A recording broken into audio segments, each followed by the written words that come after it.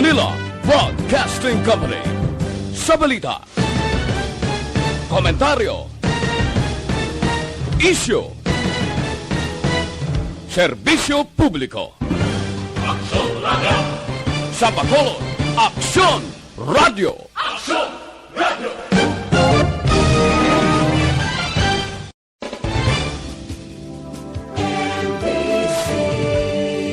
Manila Broadcasting Company. Sa balita, komentaryo, isyu, serbisyo publiko. Aksyon Radio! Sa Bacolod, Aksyon Radio! Aksyon Radio! Balita Evening Edition. Magadulong sa inyo sang mga nagapanguna nga balita lokal, national, international, sports, kag entertainment. Aksyon! Balita Evening Edition. Kag karon ang inyo news team. Una sa balita, una sa aksyon. Mayong gabi siyudad sa Bacolod, Western Visayas, kag bugos nga Pilipinas. Welcome na sa pagpangalagad sang Aksyon na Balita Evening Edition. Karon nga daw Merkules, Setyembre 15, tuig 2021. Ako ang inyong atag Balita Aksyon, Dale Salazar. Para sa mga headlines, una kita sa mga balita lokal. 2 sa 4 kinapatay nga NPA sa Banwasang Ilog nakilala na. Negros Occidental, posibleng makarecord sang record high COVID-19 cases. Sa balita national, FDA, ginpanumdum sa publiko ang nasal spray hindi bulong batok sa COVID-19. La Nina, ginalantaw nga maeksperiensyahan sa Pilipinas sa katapusan nga quarter sang 2021. Detalye sang mga balita lokal pagkatapos gid lamang sini.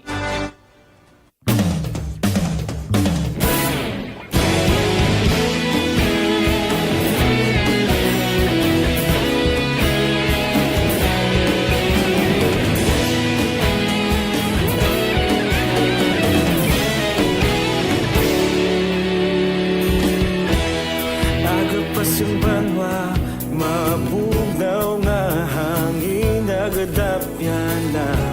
Ikaw nang ginapamatian namon ginasandigan. Tingog sang probinsya, kamatuuran ginapalap na.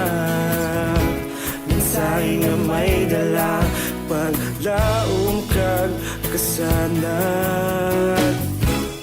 Inuig na nagligan, ikaw gihapon ang ako nga istasyon. Sa pagbudlak sang adlaw, sa pagtuhaw sang biton. Mga balita nga dala inspirasyon. Aksyon Radio, Bacolod man sa gihapon. Patayon Aksyon Radio, Bacolod saludo sa imo. Patayon Aksyon Radio, salamat sa pagserbisyo. Patas kag balanse, matuod nga mensahe, wala sang ginadang piligan. Patayon Aksyon Radio.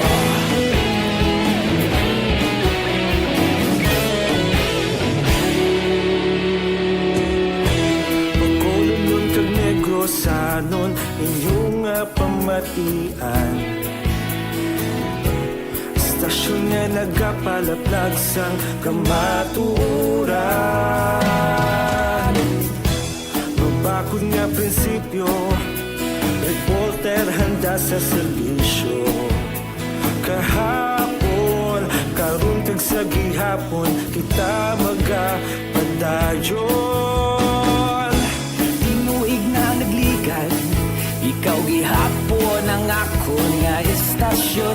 Sa pagbutlak sang adlaw, sa pagtuhaw sang biton. Mga balita na may dala inspirasyon. Aksyon Radio, Bacolod man sa gihapon. Patayon Aksyon Radio, Bacolod saludo sa imo. Patayon Aksyon Radio, salamat sa pagserbisyo. Patas kag balanse, matuod nga mensahe, wala sa ginadampilikan. Patayon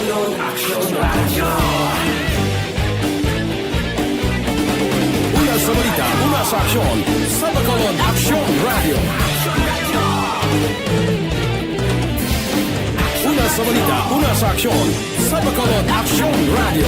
Kaulog na na'y Sinsan ang mga kahintangan Responsable at pagbalita Pagdayo na italak na Malasig pero sigurado Aksyon na may dala pagpalanggan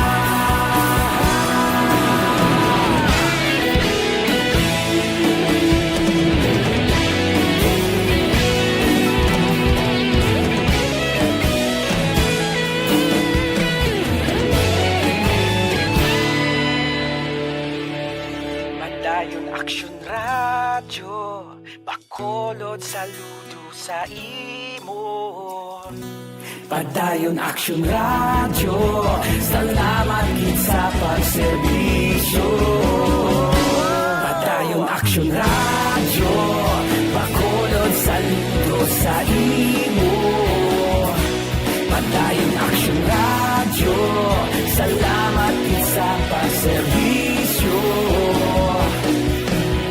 Patas kag balanse, matuod ng mensahe, wala sang ginadampikan. Padayon Aksyon Radyo.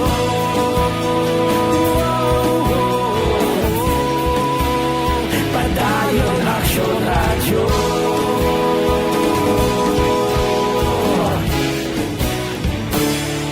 Padayon Aksyon Radyo.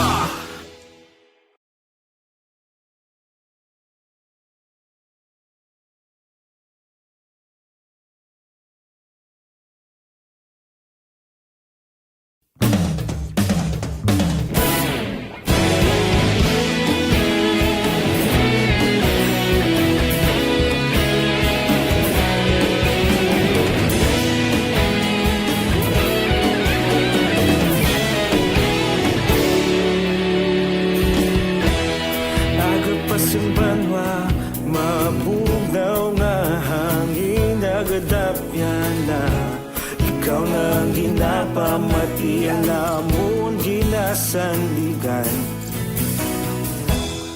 Tingog sang probinsya, kamatuuran ginapalap na Minsay nga may dala, paglaom kag kasanag Inuig na nagligan, ikaw gihapon ang ako nga istasyon Sa pagbudlak sang adlaw, sa pagtuhaw sang biton Mga balita nga dala inspirasyon Aksyon Radyo, Bacolod man sa gihapon Padayon Aksyon Radyo, Bacolod saludo sa imo Padayon Aksyon Radyo, salamat sa pagserbisyo.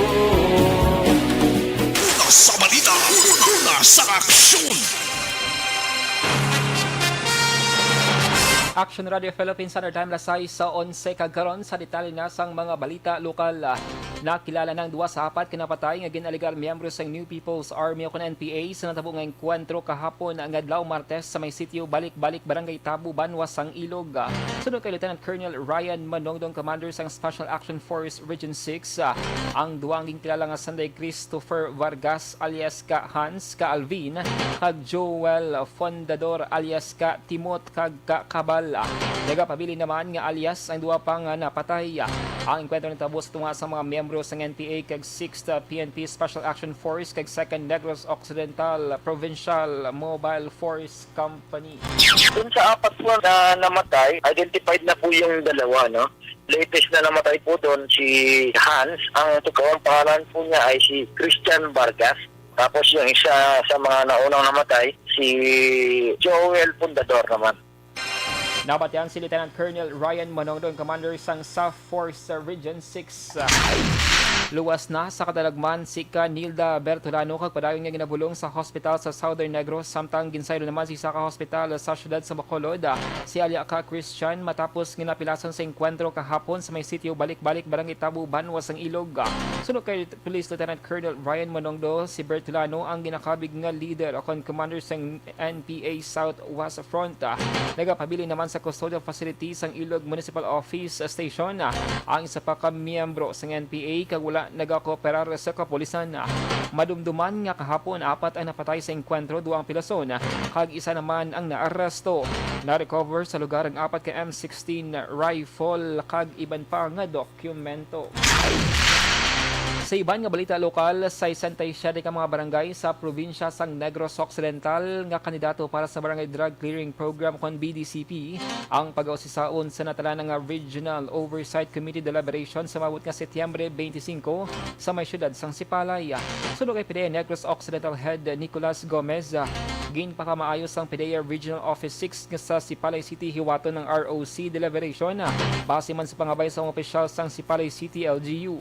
Ginpahayag ni Gomez nga sa 67 ka mga kandidato para sa BDCP, nagaisahanon gid lamang ang Barangay 41 sa Bacolod City nga kandidato kag nagahanduman nga madeklarar nga drug-free barangay.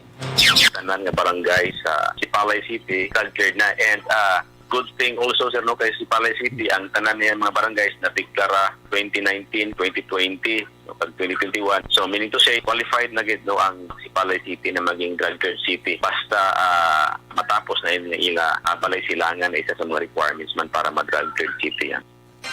Nabatian ang tingog ni PDEA Negros Occidental Head Nicolas Gomez. Samtang ginakabalakan nga posible magadangat sa record high ang COVID-19 cases sa Negros Occidental matapos nga maglambot sa masobra 2,000 ang coronavirus disease 2019 infection kahapon Setyembre 14. Ulihingan na record sang probinsyang pinakamataas nga kaso sa nagligad nga Abril kag Mayo sa diini ang naglabot man sa masobra 2,000. Sa datos sang Provincial Incident Management Team, 23 kadlaw nga sunod-sunod ang pagsaka sang kaso humalin sa 645 sa Agosto 23, tubtub sa 2,043 sang Setyembre 14. Sa kabugusan, may 675 na ang nagkalamatay sa COVID-19 sa bugos nga Negros Occidental. Sa katapusan nga balita lokal, 90% sa mga pasyente sa COVID-19 sa mga hospital sa Bacolod ang wala pa mabakunahan kontra COVID-19.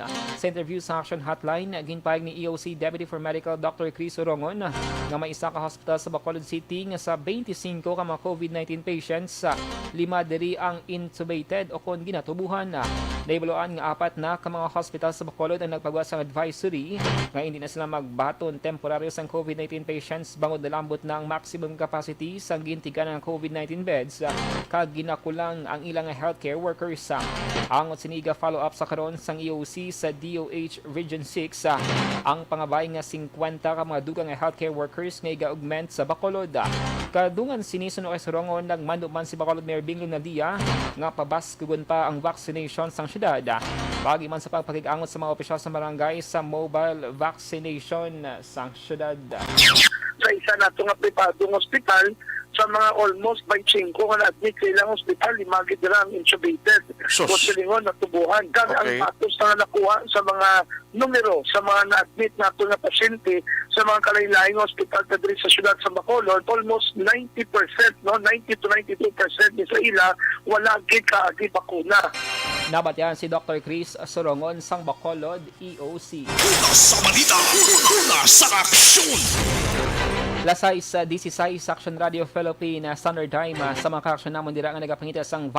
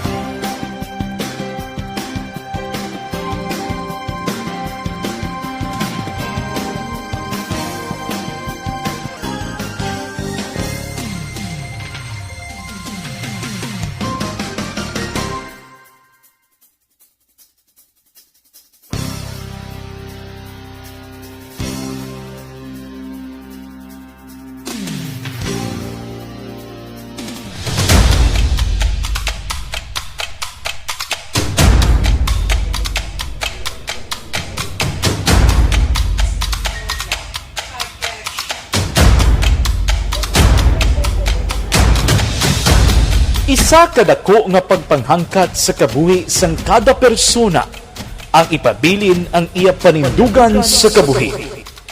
Bangod sa mga pagtilaw, kabudlayan, kapigaduhon, kagkrisis, madamo ang nagbuya sang ila panindugan sa kabuhi. Tama na! Parang awan nyo na!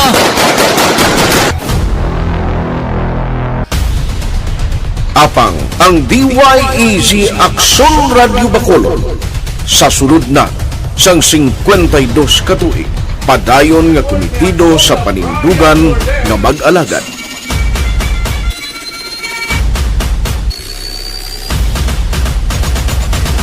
Aksyon Radio Bacolod 52 katuig na nga mabinungahon sa pagtuman sang panindugan nga magdulong sang matuod nga serbisyo publiko, balita kag kalingawan sa radyo.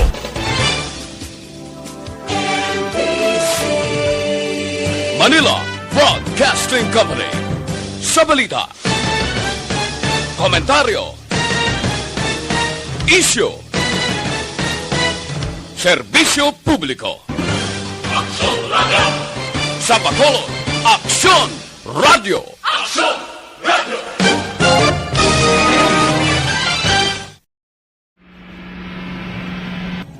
Sa aton mga tagpalamati, liwat naman kami magadulong sa inyo sa mga Sa sulod sang 5 kadekada, humalin sa tuig nga naangkon sang pungsod ang hirwayan gikan sa kamot sa mga mapigos nga nasyon. Kita sa gihapon ang nagaugyon, kahapon subong kag sa palaabuton.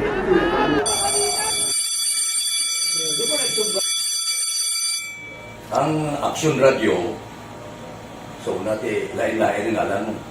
Samtang nagalain-lain ang manager sa Manila Broadcasting Company, may araman niya lain-lain sila nga nagangalan. May ngalangan nila. Basta ang nuriyagan sa manager ya, ingalan niya na. Nag-una ini siya nakilala dito sa La Carlota. Pagkatapos, yung sa ilo dito sa Bacolod, nag-amo na nagtulukaw na ang nagkalain-lain ng mga manager, Boy Robles, si Connie po, naging manager, sila ni Anggayo, si Johnny Bere, si JJ Ocampo, kag subong si Miss Nuna Di Maala Magbanwa. Ang sadto magamay nga community radio station ang ginpasira matapos nagpanindugan nga ipalapnag ang kamatuoran kag buligan nga mauntat ang pagpamigos sa katawhan. Ang DYEZ actually, Aksyon Radio, karon sa una nag-start din siya as a music station. No? This is the first music station with the students of Bacolod. No? When it was launched in 1969, it was a music station. Pero dito nakilala to damo din yung mga sikat na mag-DJ at that time. No? Sa 1986 or 87, ang Aksyon Radio, because of the entry sa mga FM stations, nag-amat-amat na nag-decide to transform itself into a news and public affairs station. No? That's why yung domain na naman-amat ang namisulod. Ako started as a news writer. So, dito na nag-start sa mga 86-87 ang news and public affairs ng Aksyon Radio Bacolod. No? Kag baptism of fire ito my part because the year nga nagsulod ko, ito ko nagtamo din po dito at that time.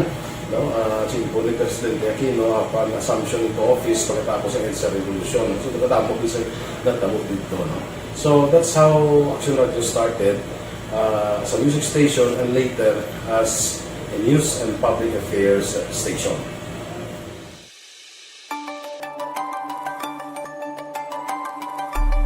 Sa sulod na sang 52 katuig, nagapabilin nga komitido ang Aksyon Radio Bacolod nga tumanon ang mga pasalig sa publiko nga maghatag sa mga balita nga may basihan, matuod nga impormasyon, komentaryo nga wala sang ginadampigan. Lapnagon nga serbisyo publiko kag patas nga talakayan sa kahanginan. Because as a reporter, it is always our commitment to be honest, especially sa paghatag sa impormasyon sa mga tao kay man kalabanan sa mga tao subong ang naga-rely gid or salin sa huna ang mga tao naga-rely gid sa impormasyon na ginahatag sa mga media people. So that is my commitment nga mangin tampad sa serbisyo. Ang balita nga mabatian sa DYEZ Aksyon Radio Bacolod ang nagaagi sa maidid nga pag-usisa kag pagtipon sang impormasyon. Lamang masiguro nga ang mabaton nga impormasyon sang publiko ang matuod kag wala sang may ginapasino. Ginahimo sa Aksyon Radio ang pagbalita, gina-follow up, ginakantuan, personal para mahibaluan kung anano ang kaundan sang balita, kung matuod kag hindi nga balita. Dira mahibaluan sang amon nga mga tagpalamati ang factual kag may basihan nga balita para sa aton sini nga mga kaaksyon. Sa piyak sa amat-amat nga pag-init sang away sa politika, Ito po, tatandaan nyo, kasi itataga po natin ito sa bato. The last man standing is a woman. padayon nga nagapanindugan ang Aksyon Radio Bacolod nga patas sa pagdalas ng balita. Ginhawat ang himo sa mga health protocols. You cannot treat Bacolod as an island. It is part of Negros Occidental. It is part of Negros Island and it's part of the Philippines. Ang problema kita. So let us avoid something like that again. Kinahanglan maapilar ko sa gihapon sa inyo sa pagsunod strictly sa atong mga health protocols. Masobra na 5 kadekada, wala na ikuan ang pangalan sang DYEZ, Aksyon Radio Bacolod, kag padayon nga ginasaligan sang minilyon nga tagpanamati sa isla sang Negros. So ako as a member sa Aksyon Radio family, that's been my principle ever since. No? Kaya kinanglan ang mga informasyon nga atong ginapagawa sa tao are credible and legitimate. No? Kaya muna nga atong ginagkaming responsibility as a broadcaster. No? Kaya ang atong responsibility is to inform, to educate, and to entertain. Now, parang... TTX sa 500 capsule mga kaaksyon.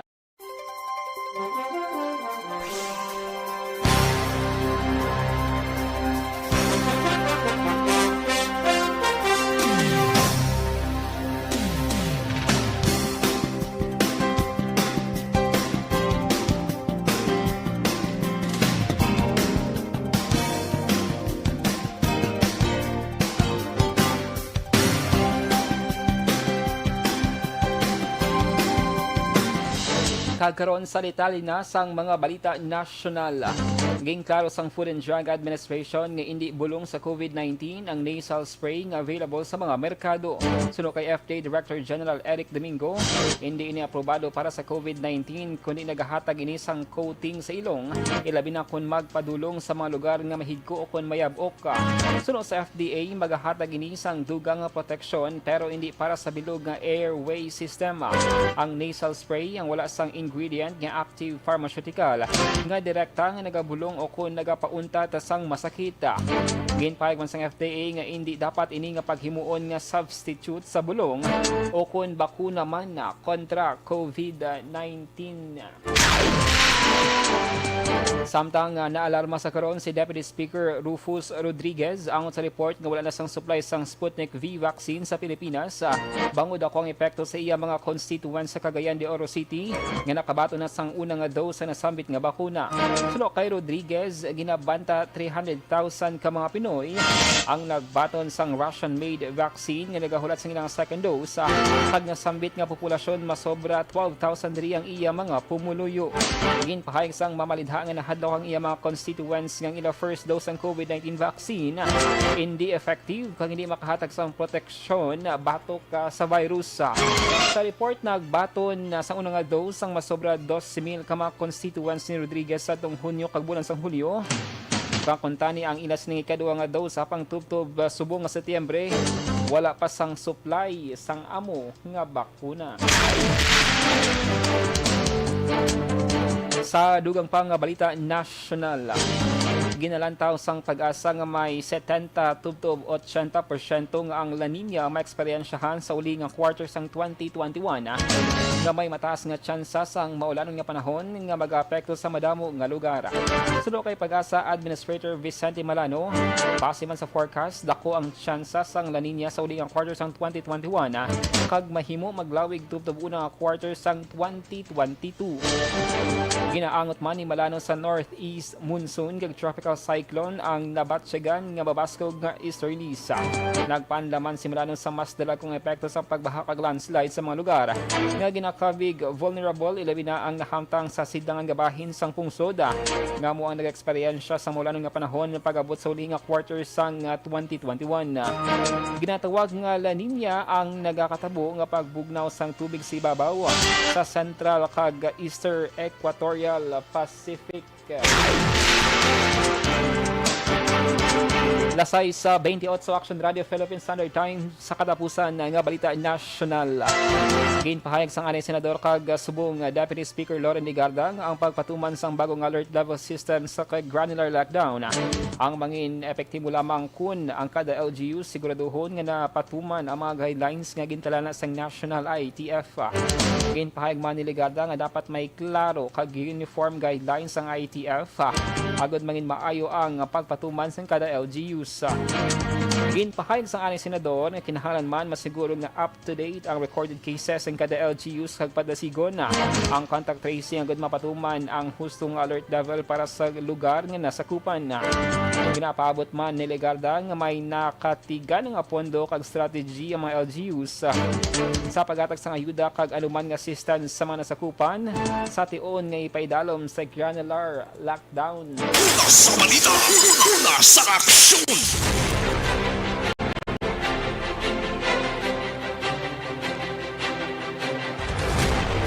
D3 Bio mga ka-aksyon na D3 Bio nagabalik-balik lang yung mga ilan.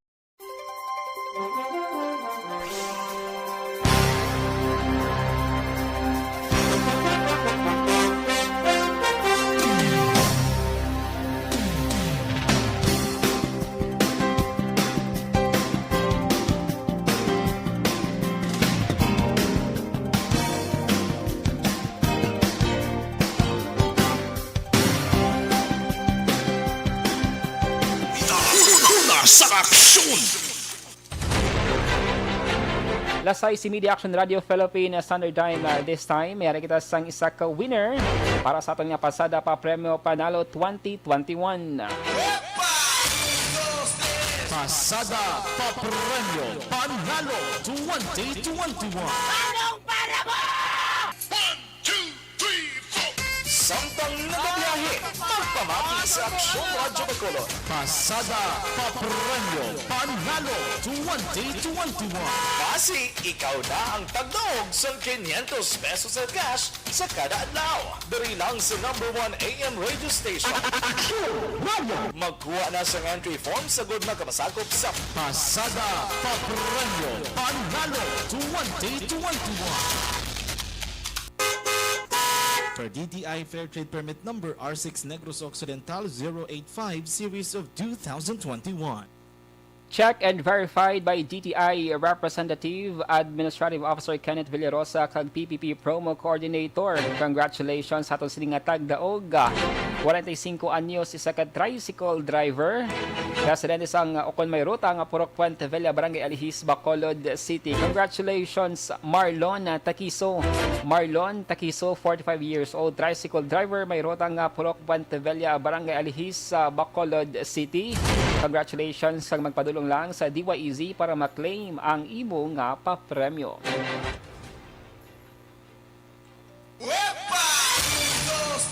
Pasada pa premyo Panalo 2021. Anong para mo? 1, 2, 3, 4! Samtang nagabiyahe, magpamati sa Aksyon Radyo Bacolod. Pasada pa premyo Panalo 2021. Kasi ikaw na ang tagdog sa 500 pesos sa cash sa kada adlaw. Dari lang sa number 1 AM radio station. Aksyon Radio. Magkuha na sa entry form sa good na kamasakop sa Pasada pa premyo Panalo 2021. Per DTI Fair Trade Permit Number R6 Negros Occidental 085 Series of 2021. Lasay sa 32 Aksyon Radio Philippines Standard Time. Inyo nabatian ang kabugusan ng mga balita sa Aksyon Balita Evening Edition. Karon nga daw Miyerkules sa Setyembre 15 tuig 2021. Salawat ako ang inyong atag balita Aksyon Dale Salazar. Una sa balita, una sa aksyon sa Bacolod Aksyon Radio.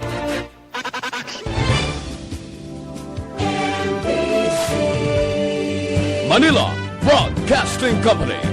Sa balita, komentaryo, isyu,